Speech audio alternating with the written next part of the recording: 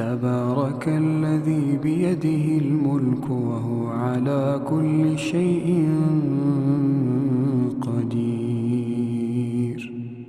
الذي خلق الموت والحياة ليبلوكم أيكم أحسن عملا وهو العزيز الغفور.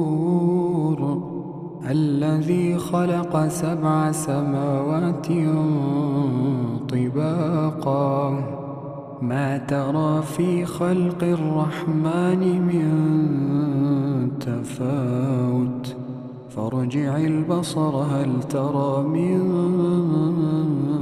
فطور ثم ارجع البصر كرتين ينقلب إليك البصر خاسئا وهو